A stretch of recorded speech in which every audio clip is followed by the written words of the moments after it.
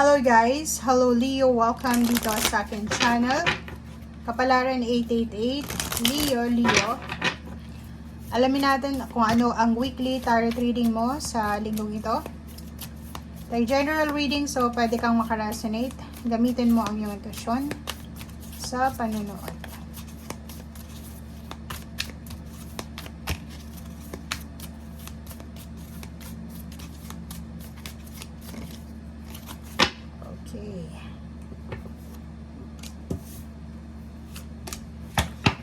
Okay, Leo, freedom and grief. Okay, so first card natin is itong grief. I understand that losing something is an opportunity to appreciate it. Freedom. I possess the power and the free will to create my own happiness. So nakikita ko sir dito na this weekend, marami kang realization na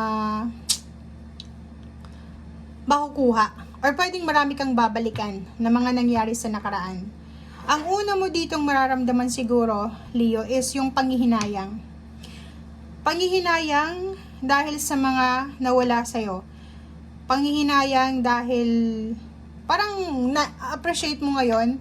Parang yung ang nakikita natin ditong message is mas lalo mong ma-appreciate yung mga taong nawala sa buhay mo. Like yung parents mo, grandparents, or may mga relationship ka na malayo na kayo sa bawat isa, like siblings or mga karelasyon, parang hindi na maganda yung takbo ng relationship, parang nangihinayang ka or nasa grieving period ka dahil mas, di ba, may ganun na kung kailan nawala yung relationship, kung kailan naghiwalay, kung kailan nag-away, tsaka mo marirealize or ma-appreciate yung presence ng taong ito. So, parang nagluluksa ka kasi nagsisisi ka, 'di ba? Parang ngayon mo lang naramdaman yung presensya niya kasi wala na siya.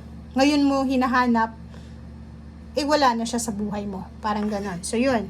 Next is freedom. Dito sa freedom na to, sinasabi na okay, may freedom ka. Siguro, isa din sa pwedeng realization mo is, ang taong yun na nawala sa'yo is nakatulong din sa'yo para magkaroon ka ng freedom sa sarili mo. Magawa mo kung anong gusto mong gawin sa buhay mo. But, ang pinaka sinasabi ng baraha dito is, okay, nagkaroon ka nga ng freedom, pero etong nawala sa'yo is malaking bagay naman ito na kailangan mo pala. So, na-realize mo na nung ikaw ay in a relationship sa taong ito, or pwedeng trabaho yan habang nagtatrabaho ka sa company, parang feeling mo suffocated ka. 'Di ba? Sa relationship, parang feeling mo, gusto ko na makipaghiwalay, ganito, ganyan. Pero nung time na nagkahiwalay kayo, tsaka mo na-appreciate yung sarili niya or yung pagkatao ng taong yun, and yung trabaho naman, kung kailan ka nawala ng trabaho, tsaka mo na-appreciate na mas okay pala yung trabaho yun kahit mahirap. 'Di ba? So, yun. Comment down below if resonated ka.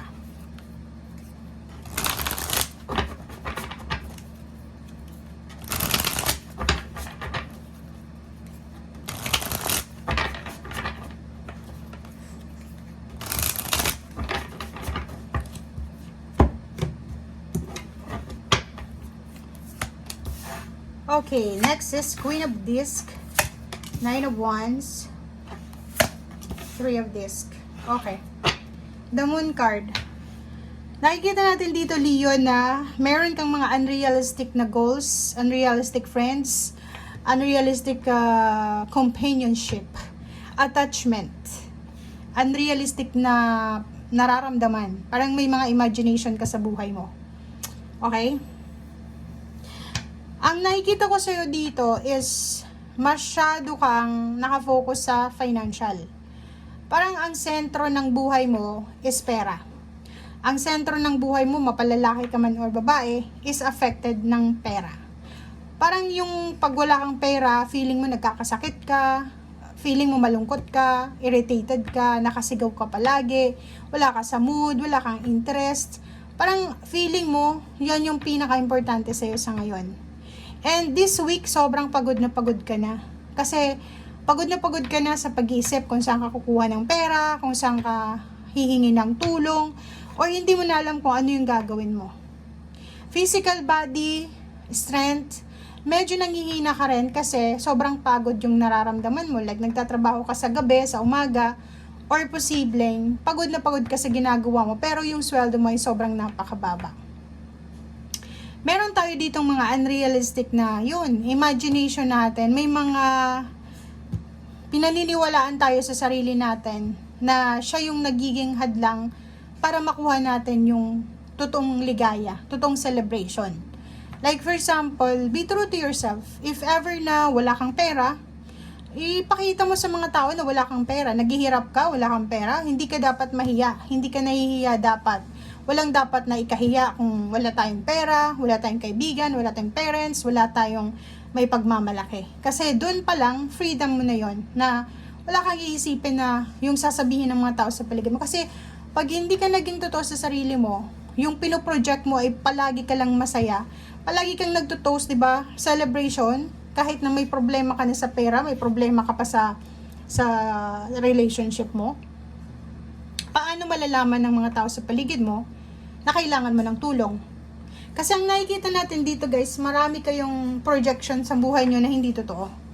'Di ba? Like sa mga superficial.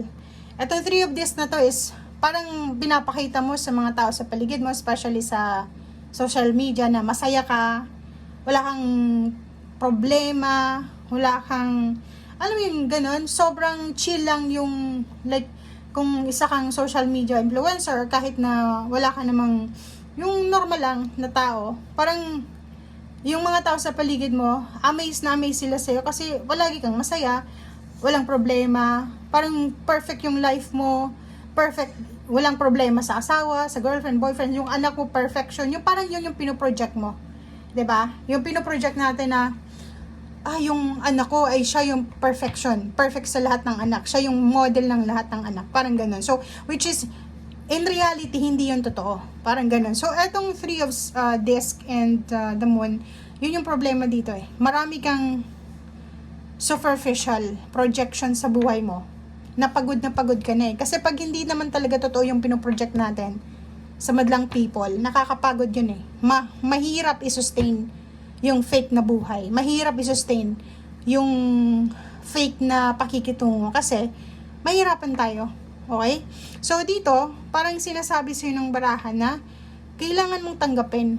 Pag malungkot ka, sabihin mo malungkot ka, pwede kang maging sobrang masaya nang hindi mo inililihim kung ano yung nararamdaman mo talaga. Nakikita mo tong Queen of Discs, pagod na pagod ka na eh. Parang sinasabi ng brand, pagod na pagod ka na sa paghahanap buhay, sa pagtatrabaho. Pagod na pagod ka na sa pag-pretend na masaya ka, pero malungkot ka. So comment down below if resonated ka dyan. 6 of Swords. 'Di ba? Kita mo, may the Tower ka eh. Diba? So, kung ang realidad dito, Leo, is may tower kang pinagdadaanan. Umiiyak ka eh. Yung iba sa inyo dito, hindi makatulog sa gabi. Yung iba sa inyo dito is umiiyak. May anxiety. May depression pa. Dahil sa hindi nyo maipakita, hindi nyo maiparamdam sa mga tao sa paligid mo na malungkot ka eh. Kasi yun yung pinoproject nyo, masaya kayo. So, kasi pinoproject nyo na strong personality kayo. Itong Judgment card, kailangan mo nang magdesisyon ngayong linggong ito. Kailangan mo magdesisyon or else malulubog ka dyan sa kalungkutan na yan. Kasi walang makakatulong sa'yo unless nasabihin mo sa kanila na malungkot ka, may problema kasi baka alam nila, wala kang problema, palagi kang may pera, palagi kang masaya, 'di ba? So, minsan pwede ka pang kainggitan ng iba kasi feeling nila perfect yung life mo na hindi naman totoo, 'di ba? So yun, dito Judgment, kailangan mong gumawa ng isang desisyon kung gusto mong maging tahimik ang buhay mo, kung gusto mong makaalis na sa sitwasyon na yan, like from sadness into real happiness na talaga. Lalo na kung yung edad mo is nasa 30 plus years old ka na, wala ka na doon sa imaginary life eh. 'Di ba? Wala ka na doon sa imaginary life na lifestyle na kailangan mo mag-imagine kasi hindi ka na teenager eh. 'Di ba? Yung pangarap mo dapat is sabay ng kilos at gawa.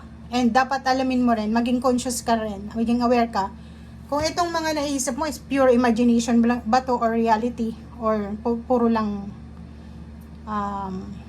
unrealistic, parang gano'n. So, comment down below. Nine of Cups, King of Wands, Leo. Oh, kita mo yan? Ang nakikita ko sila dito is may ibang Leo dito na binabalikan nyo. Parang nagre-reminisce kayo eh. This week is parang punong-puno ng reminiscence to eh. Parang babalikan mo yung dati sobrang mapera ka, ang dami mong choices, marami kang pinagpipilian na trabaho, masaya yung pamilya mo, wala kang grudges, wala kang resentment. And parang yun ang nakikita natin na doon ka dapat mag-focus. Ang sinasabi ng baraha, Seven of Cups, may choice ka daw eh. May choice ka para makaalis dyan sa imaginary life mo na yan. May choice ka din na makahanap ng isang trabaho na deserve mo talaga.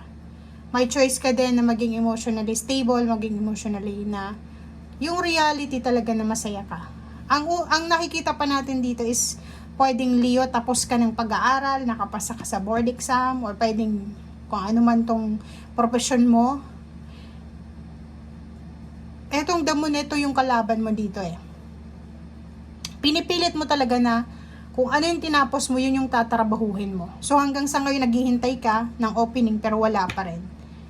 Parang sinasabi siya ng baraha dito, may choice ka eh. Seven of Cups, ang dami-dami mong choices sa buhay. Huwag kang masyadong mag-stick doon sa kung ano yung parang yung goal mo nung 20 years old ka, tapos ngayon nasa 30 years old, 40, 50, 60 ka na.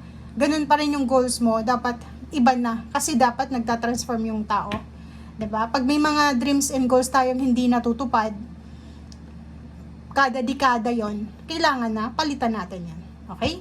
Thank you guys. Bye!